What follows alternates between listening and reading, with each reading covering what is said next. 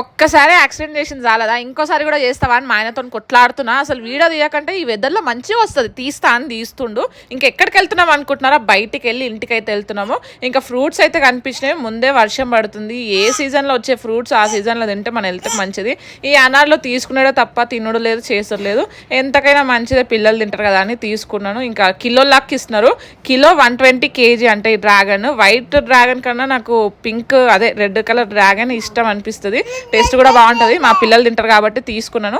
ఇంకా పోయేదారిలో మా గగన్ని కూడా పిక్ చేసుకున్నాము. వాడికి ముందే ½ an hour లేట్ అయిపోయింది. పాపం అక్కడనే స్కూల్ అందరు పిల్లలు వెళ్ళినా కూడా ½ an hour వెయిట్ చేసిండు. ఈ రోజు ఫైనల్గా లంచ్ అయితే కంప్లీట్ చేసిండంట ఎన్ని రోజుల నుంచి. అదే హ్యాపీగా ఉండే. వాడు ఏ స్కూల్ ఏ క్లాస్ అని అడుగుతున్నారు కదా, వావ్ కిడ్స్ స్కూల్ మా ఇంటికి ఆపోజిట్లోనే ఉంటుంది. అంటే కొంచెం రోడ్ మీద ఆపోజిట్లో ఉంటుంది.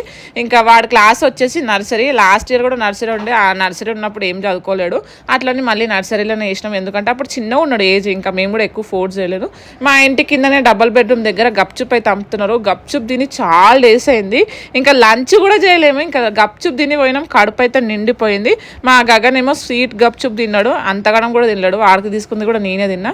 ఇంకా వెళ్తున్నాం. మా అశ్విక్ రియాక్షన్ చూడాలి. వాళ్ళు అన్నంతసేపు కొట్లాడతాడు. ఒకవేళ లేకపోయింది అనుకో రాగానే కిస్సులు ఇస్తాడు. ఎక్కడ లేనంత ప్రేమ పొంగుకు వస్తుంది. చూడండి ఎట్లా చేస్తారో. మీ పిల్లలు కూడా ఇంతేనా? అయితే కింద కామెంట్ చేయండి.